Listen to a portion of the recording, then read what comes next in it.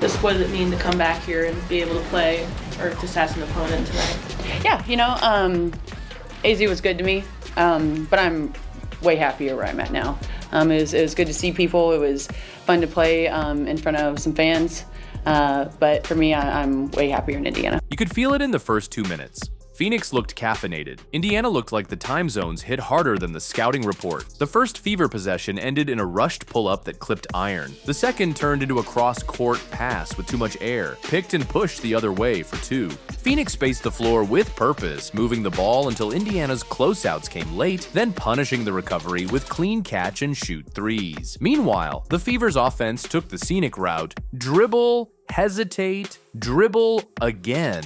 Force it late in the clock. By the first time out, the Mercury were up double digits and playing like they'd found a glitch in a video game. The numbers tell the story without commentary. Indiana shot 34.3% from the field, 7 for 30 from deep, and the killer stat, 22 turnovers that turned into 42 Phoenix points. When your giveaways produce almost as much as your threes, you're underwriting the other team's highlight reel. It didn't feel like one of those ice-cold nights you shrug off. It felt like a pattern snapping back into place. Same stale sets, same telegraphed kickouts, same pin downs blown up before the cutter turned the corner. That had to have been one of, if not the most embarrassing loss of the season for the Indiana Fever so far. We lost to the Atlanta Dream earlier in the season, 77-58. We lost to the Valkyrie earlier in the season, 80-61. And tonight, against the Phoenix Mercury, we lose 95-60. If you watch the earlier drubbings, Atlanta by 19, Vegas by, well, too many, you recognize the tempo. Phoenix kept Indiana on rails, and every time the Fever tried to jump off, they landed right back where the Mercury wanted them. Scoreboard pain is one thing, personnel pain is a different monster. Sidney Coulson went down first. No contact, left knee. The bench stood up at once. Trainers out, players kneeling. The camera cut to the crowd and you could read the body language. Not again. A few possessions later, Arie McDonald pulled up limping on her right foot. 2 guards compromised in the same game. A rotation already thin just got paper thin. Whatever chance there was to spark a run late in the second quarter vanished with those winces. These are the moments that change a locker room's mood. You sit down at halftime, not just down 20, but patching together ball handling, reassigning matchups, and asking bench players to play roles they haven't prepped for. That's how a 12-point problem becomes a 35-point avalanche. In that storm, Sophie Cunningham decided she wasn't letting the night become a quiet funeral. 18 points on efficient shooting. 4 threes that felt loud, not because of the score, but because of the message. Does this team practice? What I saw tonight looked like what I saw a month ago.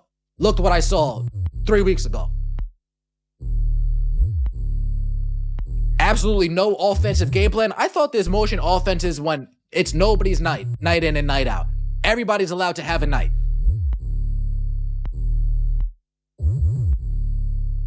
If Kelsey Mitchell doesn't play well, it needs miraculous efforts from the rest of the team to pick this up. Sophie Cunningham played great tonight. Kelsey Mitchell had a bad game. Bad game. Where's everybody else? Every make came with a set jaw. Every defensive possession came with a forearm, a footwork battle, a refusal to give Phoenix a clean read. What stood out wasn't just the buckets, it was the cadence. Sophie caught on the wing, read the shade, jabbed middle, rose with balance, and knocked it down. Next trip, she slipped a screen, popped out early, and buried it again. She wasn't hunting heat check shots, and she was manufacturing professional ones. On defense, she got under Bonner's handle, crowded Kalia Copper's gather, and let the officials know when elbows drifted. It was the full toolkit: talk, timing, and just enough edge to turn the matchup into a negotiation. And still, too often, it felt like a one-woman show. Sophie was in a street fight. Too many others looked like they were waiting for the group ride back to the hotel. Sophie's history in this building sticks to a fan base. It wasn't just the shot she hit as a Mercury, it was the posture. She turned dead possessions into live ones with timing, took the assignment the vet didn't want, wore floor burns like accessories. Coming back in a different jersey, you could see it in her eyes. This wasn't nostalgia. It was unfinished finished business. Then there was DeWanna Bonner, 23 points and a full set of gestures to go with them. She popped the first 3 and made sure the walkback wasn't quiet. On a later make, she ran past Lexi Hull and called her a bum face-to-face. And Steph, obviously, Sid had that injury, and Arie left, I think, in the fourth quarter. Yes. What's the status of? Well, it's Sid's left knee, Arie's right foot, and we'll get some more evaluation when we get home tomorrow and see where we are. There's a version where a veteran goes off and the box score does the talking. This wasn't that version. This was performance art. Extended stare downs, long jogs past the Fever bench, a constant buzz to frame each bucket as a statement. Phoenix's coach praised the reawakened fire like this was a carefully planned premiere. If you're going to build a revenge night, you lean into the moments, but revenge only sings when it comes with respect. What happened after the buzzer would complicate that tune.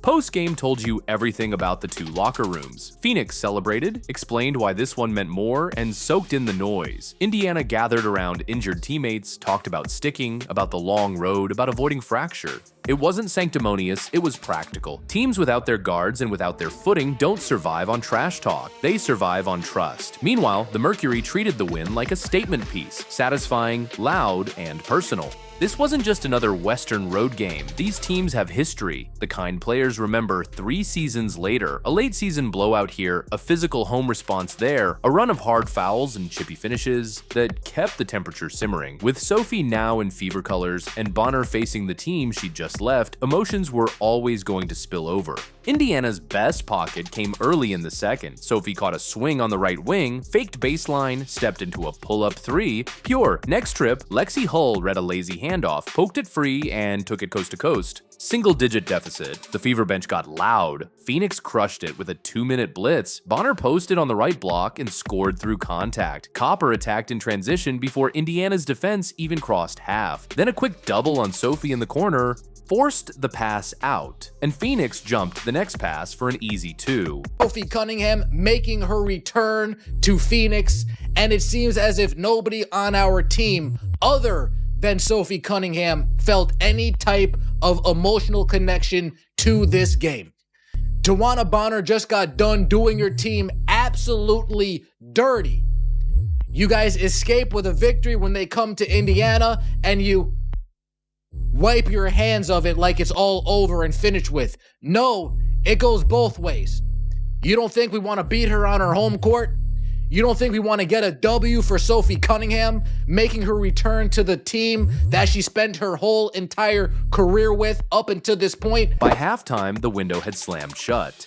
Every blowout has a hinge. Tonight's came early in the third when Indiana cut it from disaster to merely bleak with a 7-0 spurt. Sophie hit a trail 3, a mid-post touch became a clean finish, a deflection finally turned into a live ball run out. The bench stood. You could hear Hope trying the door handle. Phoenix ran the counter, empty corner pick and roll to pull the low man, kick to the slot, swing to the corner, splash. Next trip, a ghost screen to force a switch, hit the mismatch, foul, free throws, then a simple horn set where the first cut is eye candy and the second is the knife. Back to 20 plus, door closed, hinge sealed. You could hear the Mercury crowd swell most on extra possessions. Live ball steals into layups, long rebounds igniting instant threes. That's a different roar than a half-court make. It says our pace, our terms. On the Fever bench, assistants flashed quick signals to simplify reads while one vet kept tapping her temple after each cheap turnover. Coaches will rewind the borderline decisions, skip or swing, touch paint or reset, throw the post seal or reverse, and cut. When a team is rattled, those 50-50 splits skew the wrong way. Phoenix made them look easy. Indiana made them look heavy.